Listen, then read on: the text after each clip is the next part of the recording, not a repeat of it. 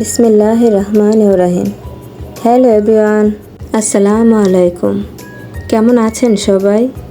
আশা করি কাছে ও দূরে, দেশ কিংবা দেশের বাইরে যে যেখান থেকে আমার আজকের ভিডিওটি দেখছেন বা শুনছেন, মালিকের দয়ায় সবাই সুস্থ আছেন, ভালো আছেন, নিরাপদে আছেন। আমরাও আলহামদুলিল্লাহ আপনাদের সকলের দোয়া ও ভালোবাসায় মালিকের অশেষ দয়ায় বেশ ভালো আছি। আর যারা অসুস্থ থেকে আমার আজকের ভিডিওটি দেখছেন বা দেখছেন না, সকলের সুস্থতা কামনা করে নতুন দিনে নতুন আরও কিছু কাজ ও কথা নিয়ে চলে আসলাম আপনাদের মাঝে। আশা করছি বরাবরের মতো আমার আজকের ভিডিওটি আপনাদের কাছে অনেক ভালো লাগবে। ভিডিওর শুরুতে আমি আমার আপুদের কাছে একটা রিকোয়েস্ট করে নিচ্ছি, প্লিজ একটি লাইক দিয়ে ভিডিওটি কন্টিনিউ করবেন। আপনাদের একটি লাইক আমাকে অনেক দূরে এগিয়ে যেতে সাহায্য করবে। ভিডিওর শুরুতে ঘরের ঝুলগুলো ভালোভাবে পরিষ্কার করে নিচ্ছি। আসলে সপ্তাহে একদিন আমাদেরকে এই কাজটা করতেই হয়, তাই না? আমাকে করতে হয়। হয়তোবা ঘরে ওই রকমভাবে আলো বাতাস ঢুকে না হয় বলেই হয়তোবা মাকড়সার জালগুলো বেশি হয়। সপ্তাহে একদিন তো এইভাবে পরিষ্কার করতেই হয়। আমাদের মেয়েদের জীবনটা সত্যি অনেক বিচিত্র, তাই না? আজকের ভিডিওর টাইটেল থাম্বনেল দেখে নিশ্চয়ই সবাই বুঝে গেছেন মেয়েদের নিয়ে আলোচনা হচ্ছে, তাই না? আসলেই আজকে একটা মেয়ের গল্প বলবো আপনাদের সাথে। বাবা মায়ের খুব আদরের একটা মেয়ের গল্প। এক বাবার 4টা মেয়ে ছিল। আলহামদুলিল্লাহ, বাবা তাতে কখনো মন খারাপ করতো না। 3টা মেয়ে যতটা সুন্দরী ছিল, গায়ের রং যতটা দুধে আলতা ছিল, তৃতীয় মেয়েটা গায়ের রং ততটাই চাপা। তাই বলে বাবা কখনো তাকে অবহেলা করতো না, বরঞ্চ বাকি বোনদের চাইতে বেশি ভালোবাসা দিয়ে এই মেয়েটাকে বড় করছিল। অনেকটা বেশি প্রাধান্য দিত, অনেকটা বেশি ভালোবাসা দিত বাবা।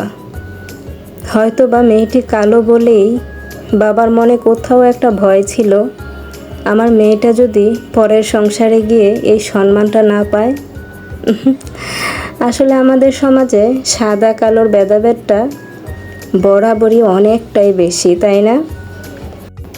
মেয়েটা তখনও অনেকটাই ছোট, স্কুলে পড়ুয়া একটা মেয়ে।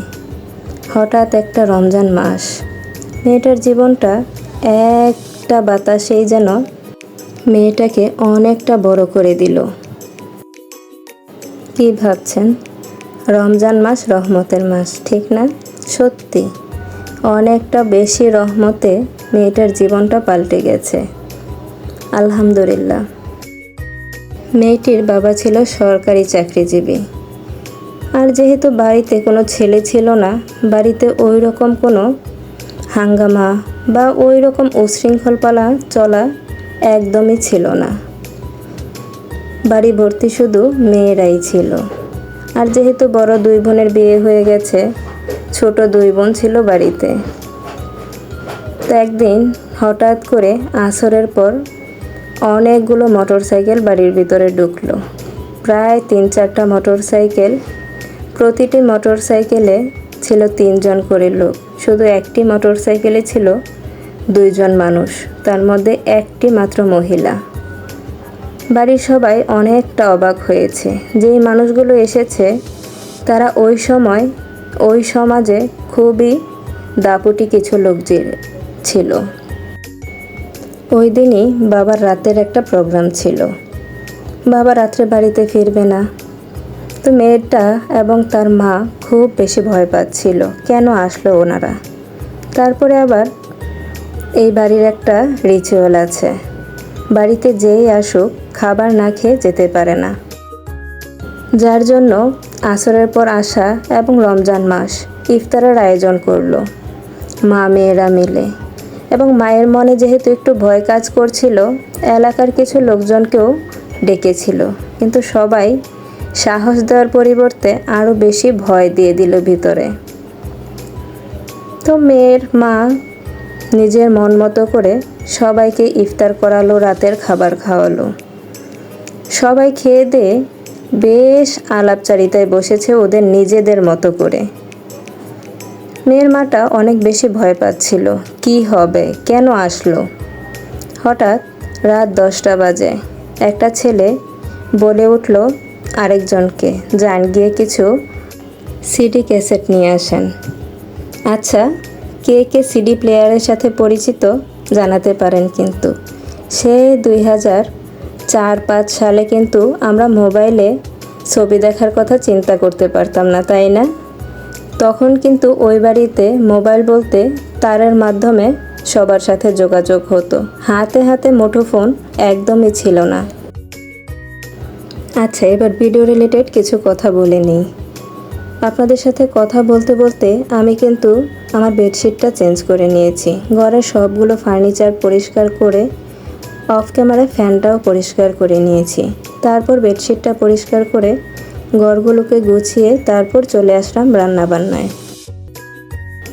ছেলেটি মেয়েটিকে জিজ্ঞেস করলো, আপনি কোন নায়কের ছবি দেখেন? মেয়েটি একটু জড়তার কণ্ঠে বলে উঠল, আব্বা যা আনে তাই দেখি আমরা, আমাদের নিজস্ব কোনো পছন্দ নেই। ছেলেটি একটু মুচকি হেসে বলল, নিজস্ব পছন্দ নিশ্চয়ই আছে, আব্বা যা আনে তাই তো দেখেন, তার মধ্যে কি কোনো পছন্দ নেই? মেয়েটি কথাটাতে একটু সংকোচ বোধ করলো, কিছু না উত্তর দিয়ে এখান থেকে চলে গেল। যাই হোক, মনে হয় 10 মিনিটের মধ্যেই সিডি ক্যাসেট নিয়ে ওই লোকটা হাজির হয়ে গেল। মনে হলো কেউ যেন রাস্তায় নিয়ে দাঁড়িয়েছিল ক্যাসেটগুলো।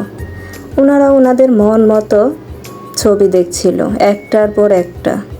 তখন রাত্রি বাজে 2টা। মেয়েটার মা চিন্তা করছে, এত রাত হয়ে গেল, এতগুলো মানুষ বাড়িতে কি করব। ওনারা কিছু বলছেও না, কিছুই না। ওনাদের মতো করে ওনারা গল্প করছে, মুভি দেখছে। এ আবার কেমন অবস্থা। রাত তখন 2:30 বাজে। তখন ওই যে মহিলা বলছিলাম, ছেলেটির বড় ভাইয়ের স্ত্রী, উনি মেয়ের মাকে প্রস্তাব দিল যে আমার ভাইয়ের জন্য আপনার মেয়েটিকে আমাদের পছন্দ হয়েছে। মেয়ের মা কী উত্তর দেবে বুঝতেই পারছিল না, কারণ মেয়েটা তখনও অনেকটাই ছোট। হ্যাঁ বলবে বা না বলবে কোনোটাই বলল না। বলল যে ওর বাবা বাসায় নাই, যেহেতু ওর বাবা আসুক তারপর আমরা আপনাদের কাছে জানিয়ে দেব। তো ওনারা সেহরি খেয়ে তারপর চলে যাচ্ছিল। তখন ছেলেটির বড় ভাই মেয়ের মাকে বলল, আন্টি যাই করবেন কোনো প্রকার না কিন্তু আমরা শুনতে রাজি নই, জানেন তো আমরা নায়ের সাথে অভ্যস্ত নই। এই কথাটা মেয়ের মা আরও বেশি ভয় পাচ্ছিল।